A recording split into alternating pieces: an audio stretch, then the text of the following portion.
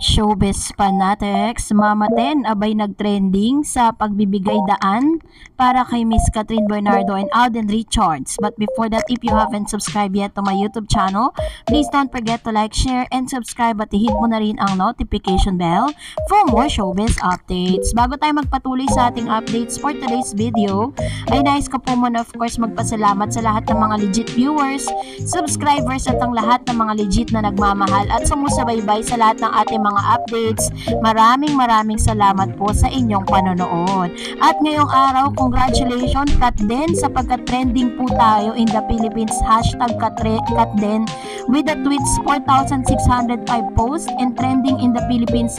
Hashtag Hello Love Again. Ang dami na naman po mga bashers ni Catherine at ni Alden Richards ang gagalaiti ngayon sa Twitter. Meron pa nga pong mga nagpo-post at parang nagko-comments po dito sa atin po mga videos na sabay ng pagte-trend nga ng Katden ay sinasabayan daw di umano ng isang fandom ang pag-post din ng ilang mga throwback videos ni Alden Richards and the other girl na hanggang ngayon ay ini-incorporate pa rin sa pangalan ni Alden Richards. Tanging masasabi natin dyan, let them be. Hayaan nyo silang magsawa sa kakapost ng mga ganyan. Hayaan nyo silang maniwala sa mga delusional things na alam naman natin hindi totoo. Pero ito na nga, dahil kinatuan natin, ito pong blurred photos na ito yung isa sa mga inilabas ni Kuya Jobert sa kanyang video clip na ipinost kanina lang at trending na rin ngayon dahil nakita natin na parang ito yung last day nila sa Calgary, Canada, kasama po si Catherine, Alden, and Joros. And despite of that, nagtrending din po, kalat na kalat din po sa social media ang pagdating ni Catherine Bernardo and Alden Richards at kinatuwaan din ng ilan sa mga ginawa ni Mama Ten. Kasi kung meron daw di umanong nakakaalam ng patungkol sa totoong real score ng Alden, ayan, so nakita natin na parang sabi ng mga lip reading, sinabi ni Mama Ten dito na, sige na, amin na yung bag mo, magpaalam ka na sa kanya, ganon. So ganon katindi yung isa sa mga powerful support na ibinigay nga nitong si Mama Ten para po kay Catherine at kay Alden Richards.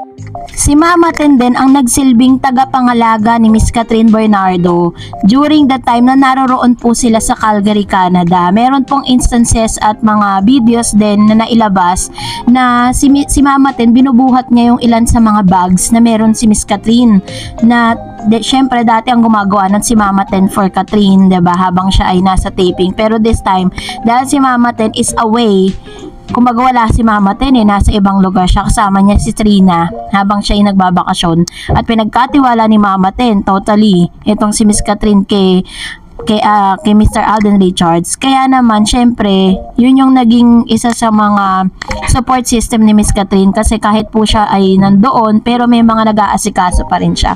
May kurot po sa puso ng ilang mga Katden fans matapos nga na ideklara ng Hello Love Again that it's a wrap. Tapos na po yung kanilang taping dito po sa nasabing lugar ng Calgary, Canada.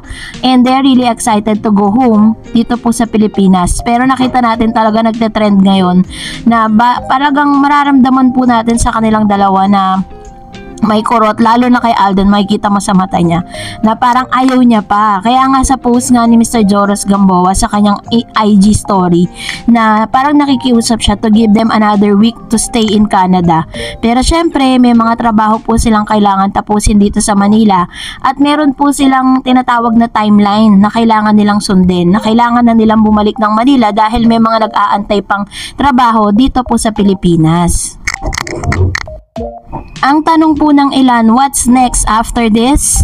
Yan, so abangan natin naman yung mga paayuda ng promotion.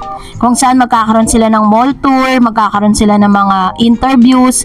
Yun naman yung ilan sa mga nakakasabik kasi dito talaga magkakaalaman na. Of course, hindi rin may maiiwasang matanong ang tunay na estado ng kanilang relasyon. Pero, depende na rin yun sa approval po ni Catherine at ni Alden Richards. Kasi para lang po sa kaunawaan ninyo, bago po interviewin ng isang artista, nilalatag na po ang lahat ng mga questionnaires.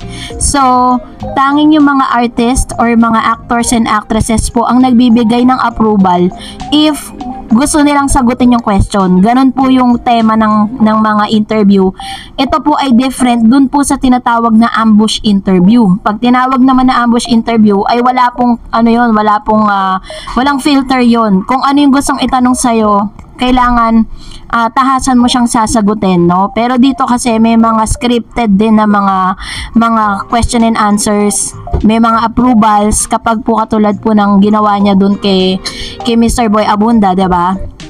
Maraming tinanong sa kanya, pero the other way around, paano niya sinabi nang wala siyang dinidisclose na mga bagay na personal patungkol sa kanya. So, ganun po yung tema ng mga interviews, kaya wag na kayong magtaka dun. For that, narito naman po ang ilan sa mga komento at reaction po ninyo patungkol naman sa ating latest updates. Magbabasa po tayo ng inyong mga positive comments.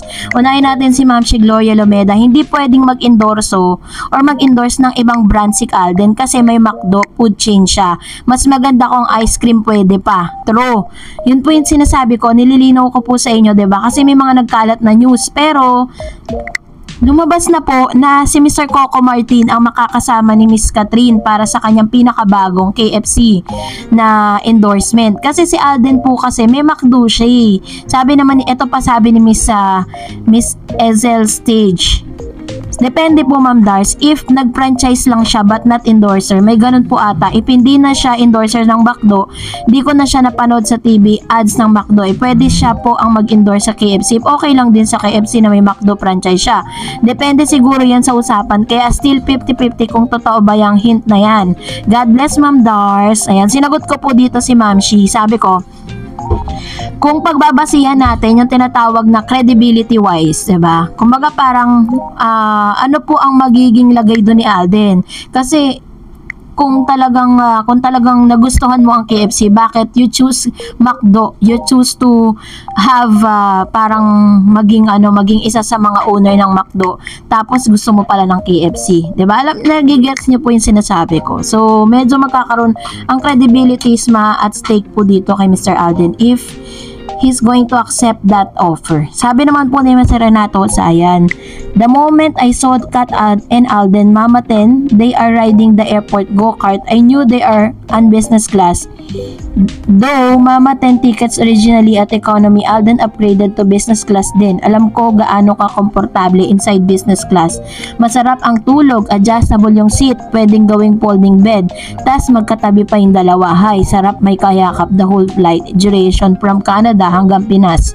Danas ko na biyahe business class. Paminsan-minsan pag-uwi kami ng Pinas. Though hindi madalas ang expensive ng ticket, but there is a time business class pinipili ko.